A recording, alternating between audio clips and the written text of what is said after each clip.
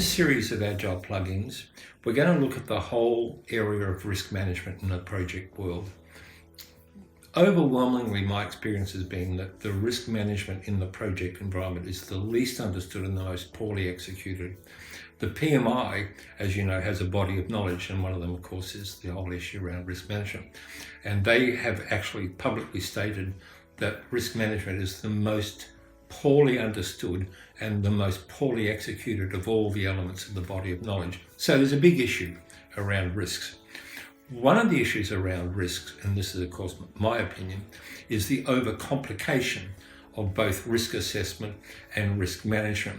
This comes back to the use of a typical two-dimensional matrix, which has a probability of something happening associated with the impact of it occurring.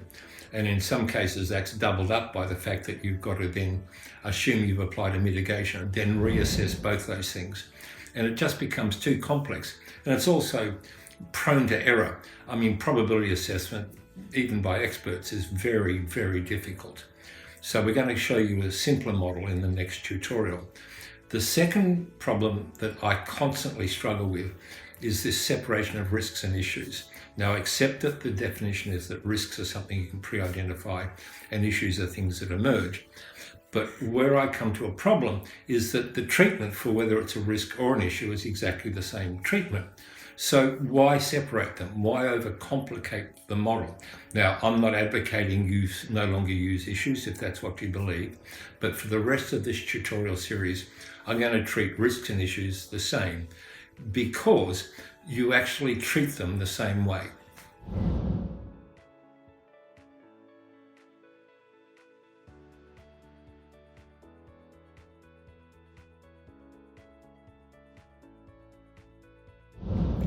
Some other general observations I'd like to make around the whole question of risk. First of all, it's highly personal.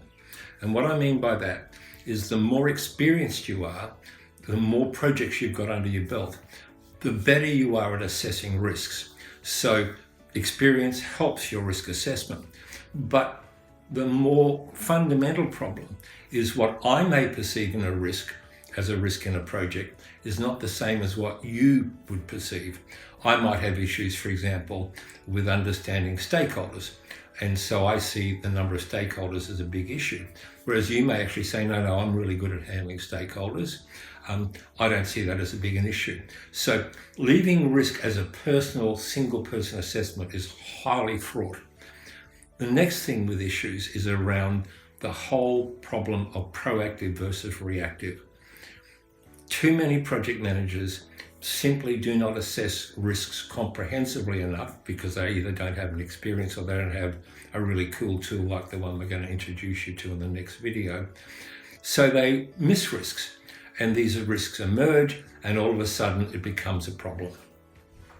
Next thing about risks. Too many people see risk management as a negative thing, especially sponsors. And to be honest, many sponsors are so experienced in having project managers come and say, oh, there's a risk occurred or there's an issue occurred, when in fact, they often perceive this as simply an excuse. So part of the challenge in getting risk management done correctly is to educate sponsors into the fact that all projects have risks. Every project has a risk.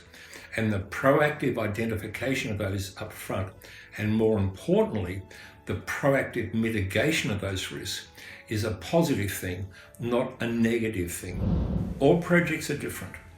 And what that means in risk management terms is each project will have its own unique combination of risks and a unique impact of those risks on the project. So while we've got to have this model that enables us to see risks in a proactive way, we have to have a model that's good enough to show the differences between projects and the difference between mitigation strategies project to project. Risk management, as James T. Kirk said in one of the great Star Trek movies, risk is part of the job when you want to sit in that seat. As a project manager, managing risks is a part of your job, and it's a duty of care as a professional project manager that you look at risks openly, honestly, and report them openly and honestly.